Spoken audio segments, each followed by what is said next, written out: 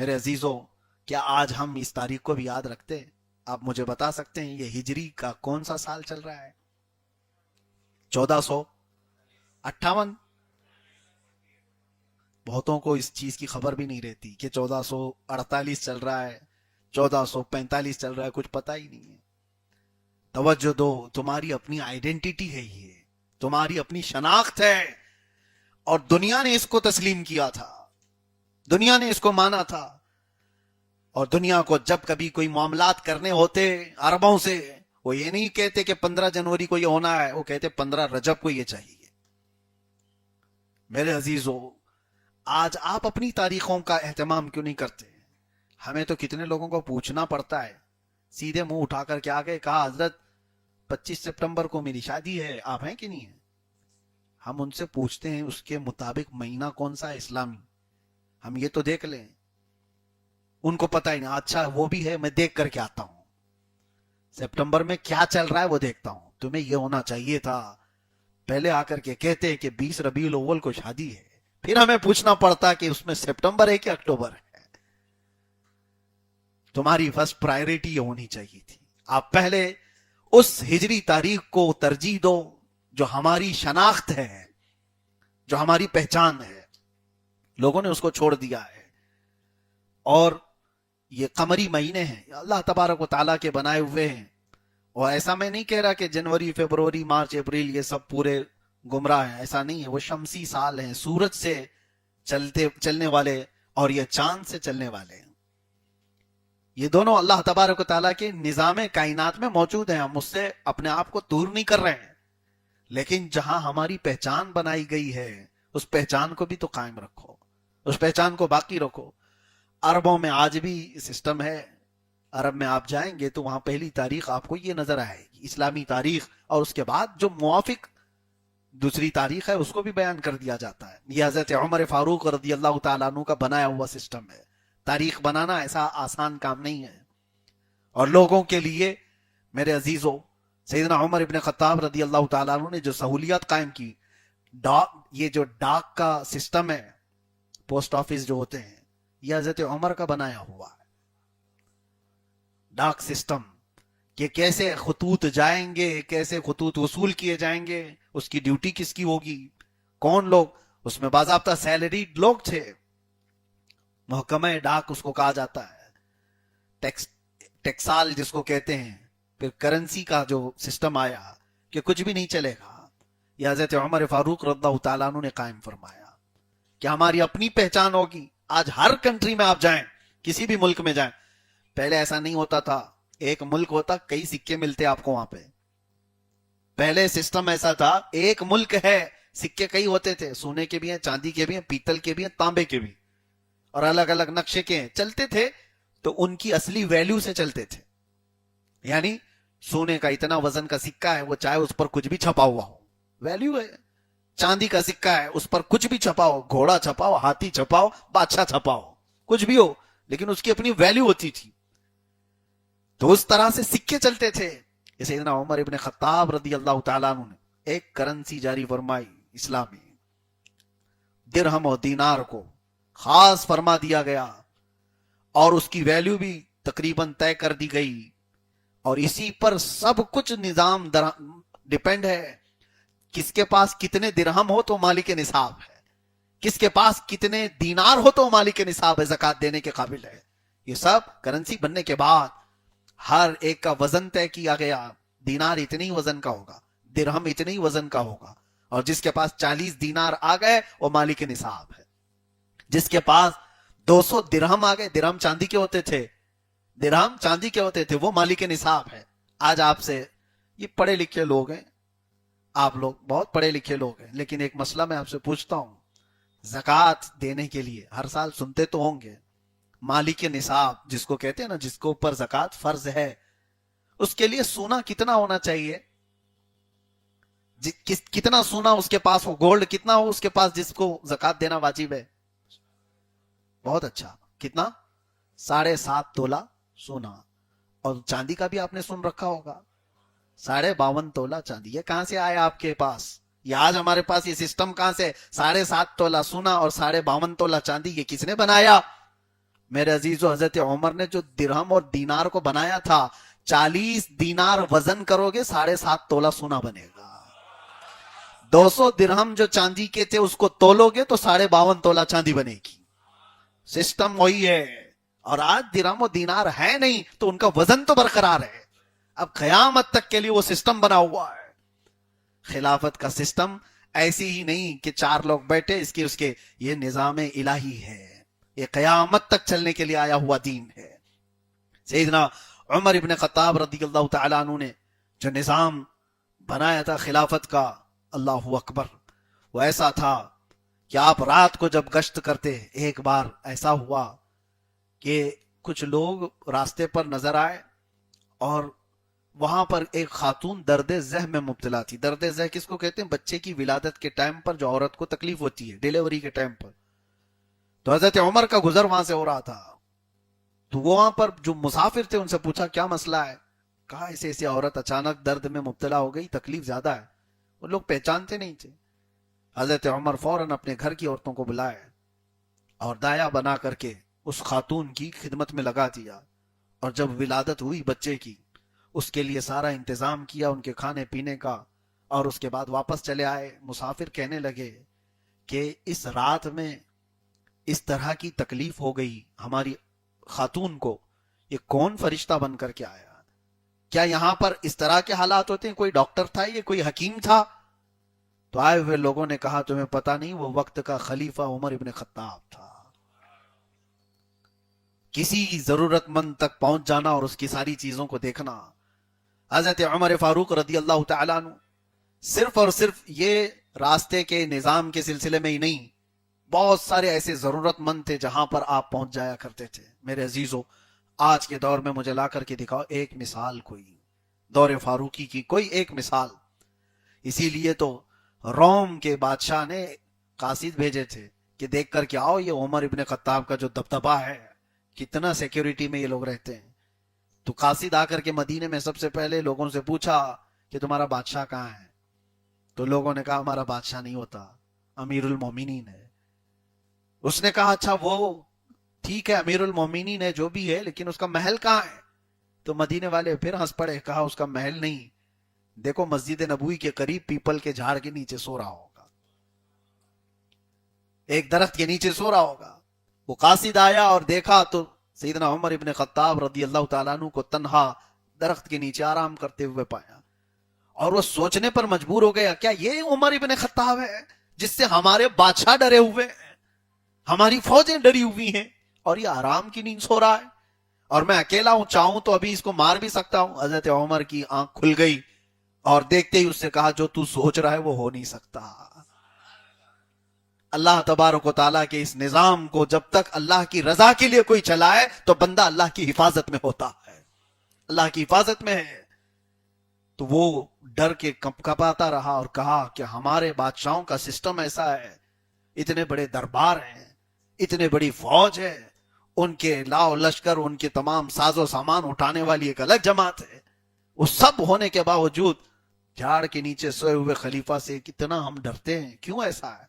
حضرت عمر نے جواب میں کہا تمہارے بادشاہوں نے قوم کا خون چوس کر کے کرسی بچھائی، اور ہمیں اللہ تبارک و تعالیٰ نے اپنی مخلوق کی خدمت کے لیے بٹھایا.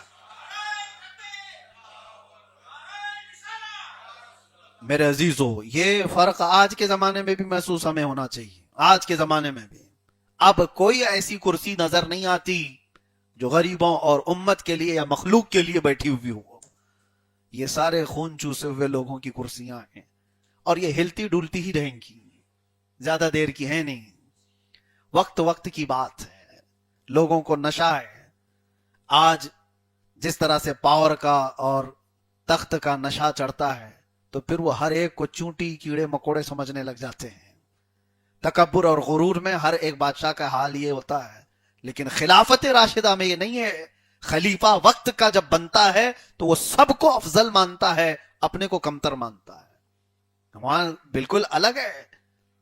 حضرت عمر ابن خطاب رضی اللہ تعالیٰ عنہ جب بیت المقدس فتح ہوا تھا، وہاں پر حضرت ابو عبیدہ بن جراح رضی اللہ تعالیٰ عنہ لکھ کر کے بھیجتے ہیں کہ فلسطین کے لوگ آپ کے آمد کے منتظر ہیں. بیت المقدس فتح ہو چکا ہے, آپ تشریف لائیں. مدینے سے چل کر فلسطین جانا تھا حضرت عمر کو. جب خط آیا تو آپ نکلے اور اپنے ایک غلام کو ساتھ لیا. خلیفہ کا کانوے نہیں جا رہا تھا, گاڑیوں کا سلسلہ نہیں جا رہا تھا. ہم نے ابھی چند دن پہلے دیکھا پیٹرول اور ڈیزل نہ استعمال کریں یہ کہہ کر کے سی ایم صاحب پتہ نہیں کون کون بائک چلاتے ہوئے جا رہے ہیں. اچھا ہے, ٹھیک ہے, بڑی گاڑیاں نہیں استعمال, لیکن پتہ چلا پیچھے تو 40 کاریں چل رہی ہیں. تو یہ دکھاوا کس کام کا ہے؟ وہ عمر ابن خطاب رضی اللہ تعالیٰ عنہ نکلے ایک غلام کے ساتھ مدینے سے اور فلسطین جانا ہے. اور جب جا رہے تھے تو اپنے غلام اپنے خادم کے ساتھ یہ طے کرتے ہیں ایک ہی سواری ہے ہمارے پاس, ایک ہی گھوڑا ہے اور جانا وہاں تک ہے. سفر میں سواری ضروری ہے لیکن طے ایسا ہوا کہ 1 میل تک میں بیٹھوں گا تو چلے گا اور 1 میل تک تو بیٹھے گا میں چلوں گا, باری باری. اور خادم کو اس کے آگے کوئی بات کرنے کی مجال بھی نہیں تھی. حضرت عمر کے اس فیصلے کے ساتھ یہ سفر طے ہو رہا ہے اور لوگوں میں خبر پھیل گئی تھی فلسطین والوں سے. وہاں کے نئے عیسائی اور یہودی جو وہاں موجود تھے وہ لوگ بھی دیکھنا چاہتے تھے عمر ابن خطاب امیر المومنین کو, جن کی دھاک ایسی تھی. تو سارے انتظار میں تھے. اور جب یہ آ رہے تھے امیر المومنین, اتفاق ایسا تھا کہ اس وقت بیٹھنے کی باری غلام کی تھی اور رسی پکڑنے کی باری امیر المومنین کی, خلیفہ وقت کی. تو لوگ دوڑتے ہوئے استقبال کرتے ہوئے آئے, گھوڑے پہ بیٹھے ہوئے شخص کو دیکھ کر کے نعرے لگانے لگ گئے امیر المومنین آ گئے. تو جو صحابہ تھے انہوں نے کہا لوگوں سے کہ وہ امیر المومنین نہیں ہے, رسی پکڑا ہوا امیر المومنین ہے. لوگوں نے پوچھا کیا ایسا بھی ہوتا ہے؟ کہا ہاں, یہ خلافت راشدہ ہے, اسلامی نظام ہے جہاں سب کو برابر کے حقوق تقسیم کیے گئے ہیں.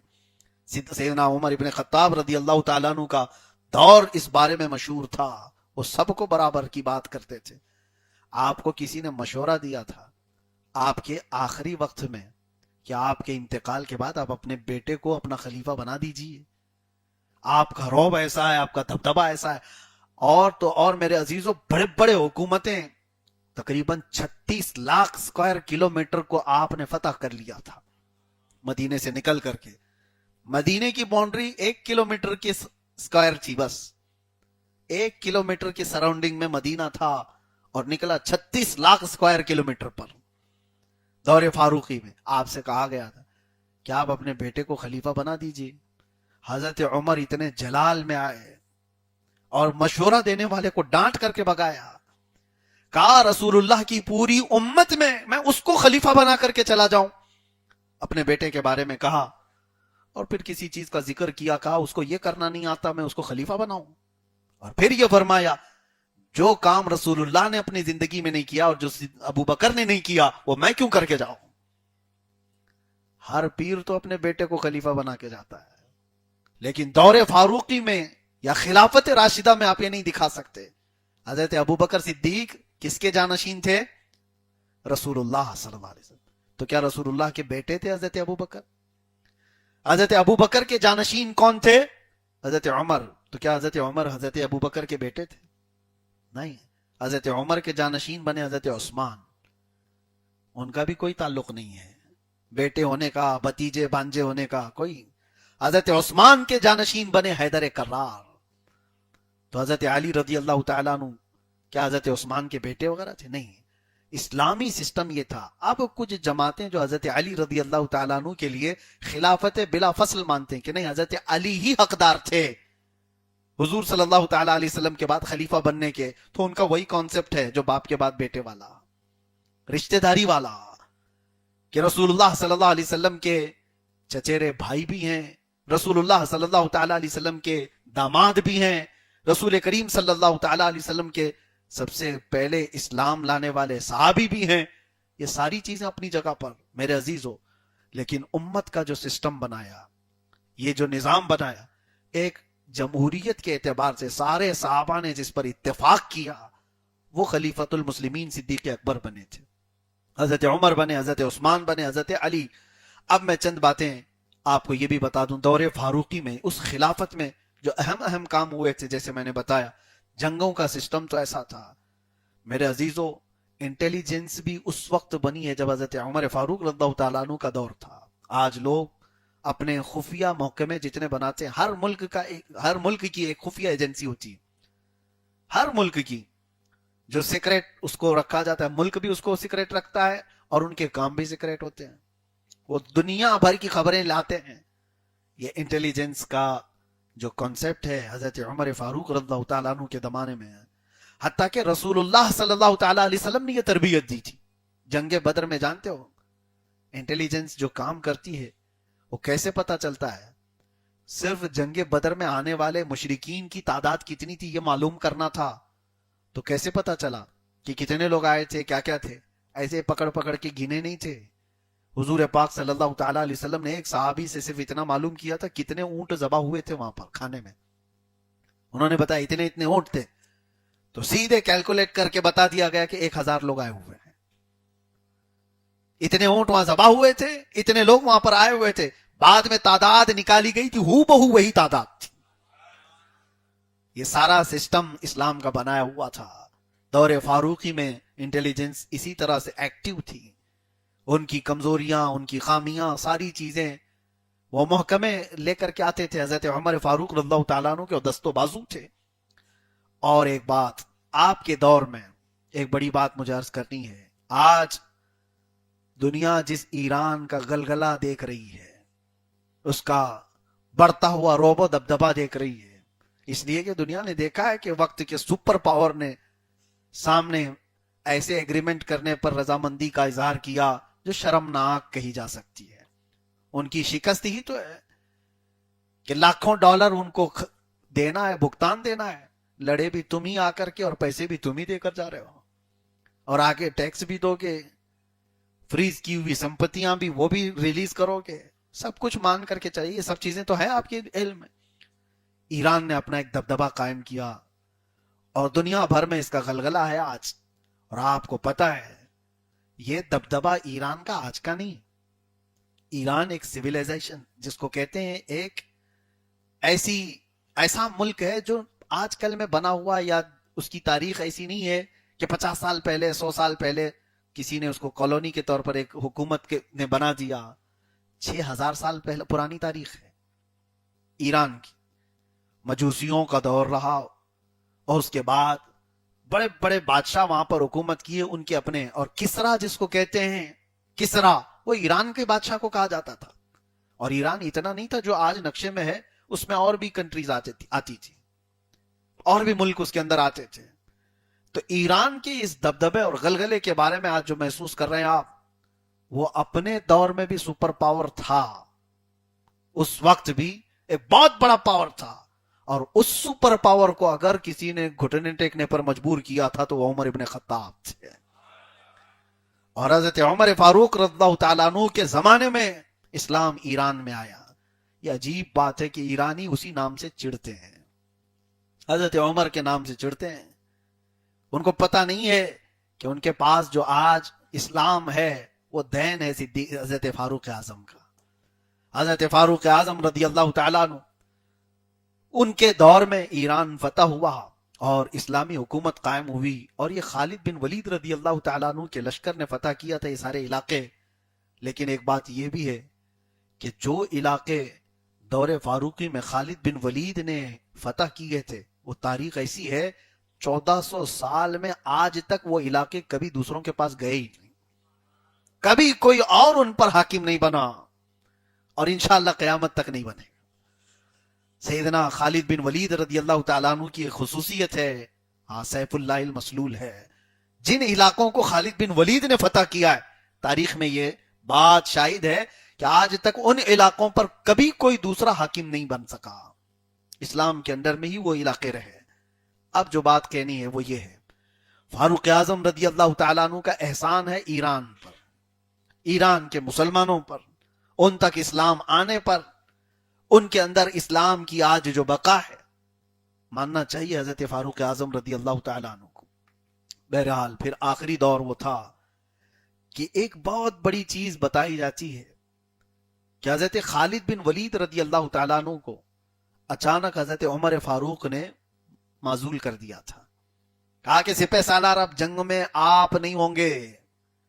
ایک جنگ تو ایسی تھی جس میں حالات اتنے سخت تھے کہ وہ شکست سے دوچار ہو سکتی تھی. وہاں خالد بن ولید کی ضرورت بہت زیادہ تھی. صحابہ سب سوچ رہے تھے خالد بن ولید ہوتے تو ہو جاتا. لیکن حضرت خالد بن ولید اس جنگ میں سپاہی کے طور پر شریک بھی ہوئے, اور جو سپہ سالار تھے پیچھے سے ان کی مدد بھی کیا, ان کو حربے بھی بتائے, ان کو منصوبے بھی دیے. لیکن وہ جنگ فتح ہوئی جس طرح بھی. لیکن وہ جو سپہ سالار بنے تھے وہ مانتے تھے کہ اس میں خالد بن ولید کا ہاتھ ہے میرے اس فتح میں. لیکن حضرت عمر فاروق نے حضرت خالد بن ولید کو معزول کر دیا تھا.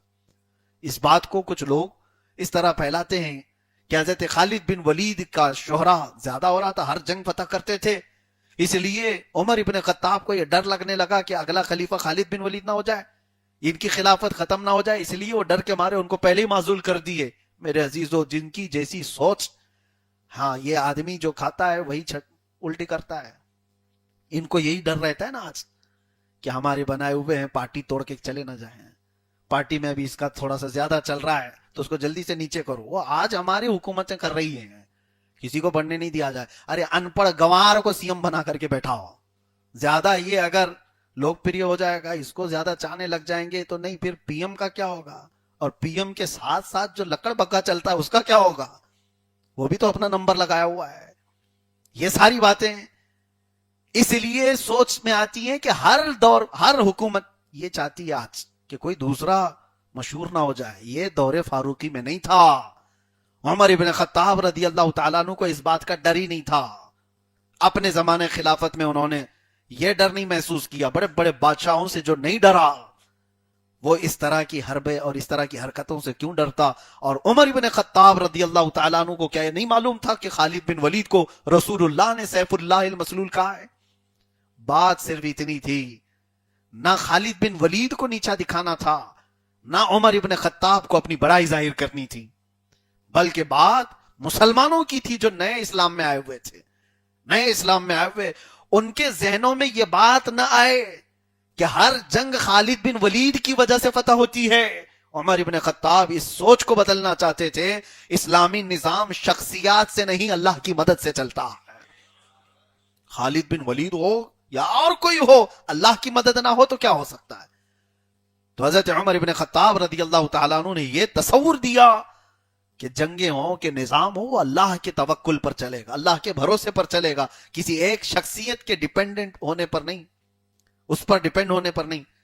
اور حضرت خالد بن ولید چاہتے تو جیسے آپ فوجی بغاوت کرتے ہیں اور تختہ پلٹ دیتے ہیں نا یہاں پہ, ہاں ابھی آج کے دور میں اب میں کچھ باتیں کہوں تو لوگوں کو بہت زیادہ الگ بھی لگ جائیں گے. پاکستان میں آج کے دور کا بیٹھا ہوا پرائم منسٹر, اس کی اتنی بھی طاقت نہیں ہوتی کہ وہ فوجی جنرل کو بدل دے گا تو یہ خود ہی بدل جائے گا. فوج میں بغاوت کئی کنٹریز میں ہوتی ہے. کیوں؟ اس لیے کہ جو فوجی جنرل ہے, سپہ سالار ہے, اتنے سال کی نوکری کیا ہوا ہے کہ نیچے جتنی بٹالین ہیں, جتنے فوج کی ٹکڑیاں ہیں, سب پر اس کا کمانڈ چلتا ہے. ارے میاں 5 لاکھ کی فوج کو کمانڈ کرنے والا ایک سپہ سالار, ایک جنرل, اس کے دماغ میں تو یہ آئے گی کون سا پی ایم کون سا سی ایم بدلے گا مجھے. جس دن بدلے گا یہ 5 لاکھ کو ایکٹیو کر دوں گا کہ اس کا تختہ ہٹاؤ, میں بیٹھنے والا ہوں. فوج تو وہ تو ایک آمنا صدقنا کہنے والی جماعت ہے. اس کو ٹرینڈ ہی کیا جاتا ہے کہ ہر بات تمہیں اپنے سپہ سالار کی ماننا ہے. فوجی بغاوتیں ہم کئی ملکوں میں دیکھتے آئے ہیں.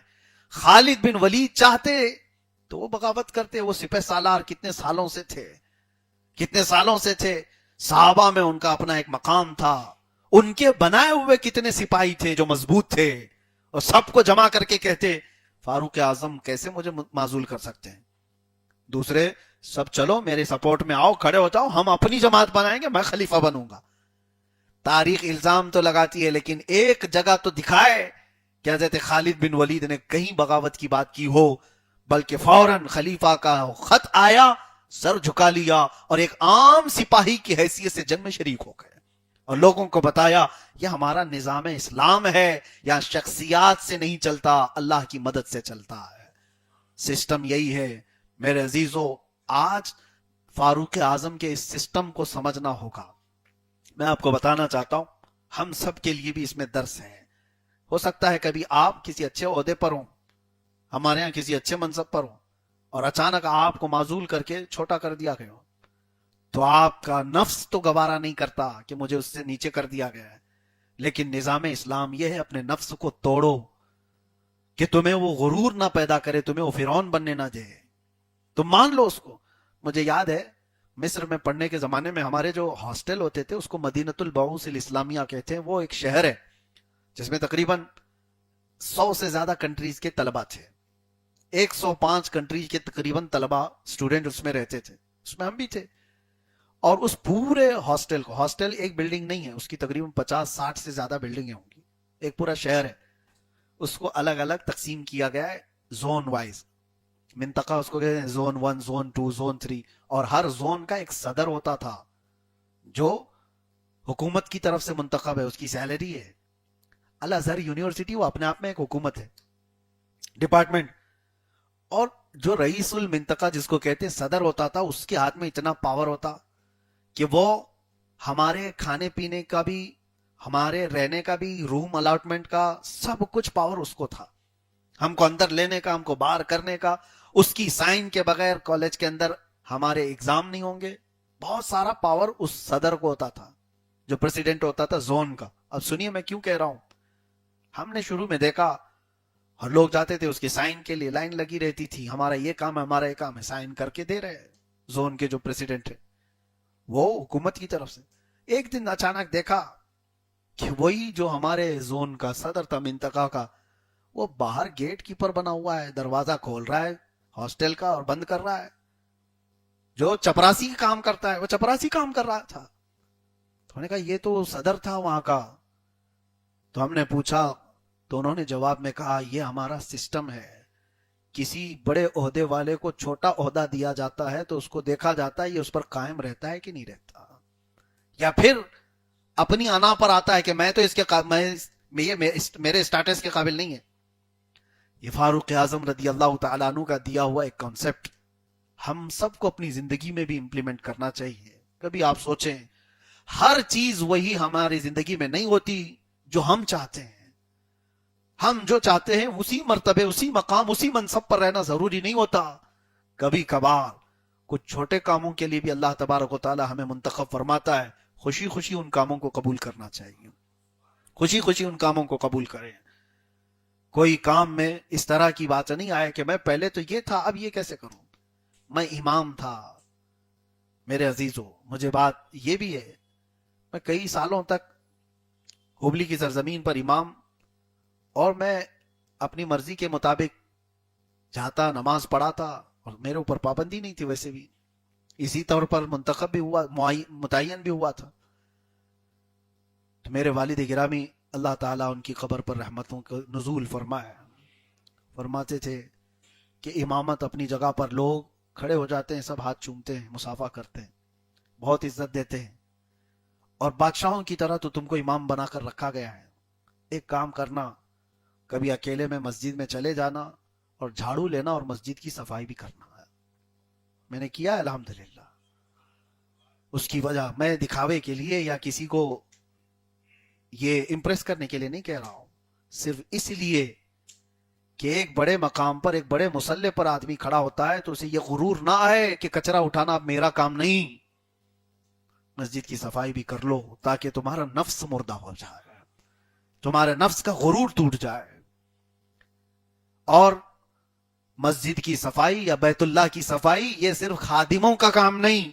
قرآن تو کہتا ہے وَأَهِدْنَا إِلَىٰ إِبْرَاهِيمَ وَإِسْمَاعِيلَ أَن طَهِّرَا بَيْتِيَ لِلطَّائِفِينَ وَالْعَاكِفِينَ وَالرُّكَّعِ السُّجُودِ. اللہ فرماتا ہم نے عہد لیا تھا ابراہیم علیہ السلام اور اسماعیل علیہ السلام سے کہ میرے گھر کی صفائی تم دونوں کرو گے. کس سے؟ ابراہیم علیہ السلام اور اسماعیل علیہ السلام سے اللہ نے عہد لیا تھا کہ وہ بیت اللہ کی صفائی کریں گے. مسجد کی, بیت اللہ کی صفائی کا نظام انبیاء کا کام تھا, نبیوں کا کام تھا. تم تو آتے ہوئے یہ سوچتے ہو کہ یہ کچرا میں کیوں اٹھاؤں, خادم کہاں چلا گیا ہے, وہ سیلری کاہے کی لیتا ہے. اس کو منتخب کیا گیا ہے اس لیے کہ سارے لوگ ہر وقت نہیں دے دیتے, لیکن آپ اپنے نفس کو مارو اور اس چیز پر بھی اپنے آپ کو تسلیم کرو. بہرحال دور فاروقی اور دور عثمان ابن عفان رضی اللہ تعالیٰ عنہ کی چند جھلکیاں اگر میں آپ کو بتاؤں، حضرت عثمان ابن عفان کے زمانے میں اتنی تیزی سے اسلام پھیلتا چلا گیا، اتنی تیزی سے، آپ کو بتائیں آذربائیجان، آرمینیا اور رشیا کے کئی علاقے اسلام میں آ چکے تھے، قبرص، سائپرس جس کو کہا جاتا ہے، اور اس کے علاوہ آج کے یہ شینجن کنٹریز جو ہوتی ہیں اس میں کئی کنٹریاں ایسی ہیں جو حضرت عثمان ابن عفان رضی اللہ تعالیٰ عنہ کے زمانے میں اسلام میں آ چکی تھی۔ بحری بیڑے پہلی مرتبہ، یعنی یہ جو آج ہرمز اسٹریٹ کی تمام چیزیں آپ سنتے ہوں گے نا کہ سمندروں پر حکومت، یہ جنگیں چل رہی ہیں آج، میدان میں نہیں ہے، سب سمندر کی جنگ ہے آج کی سب سے بڑی جنگ کیا ہے؟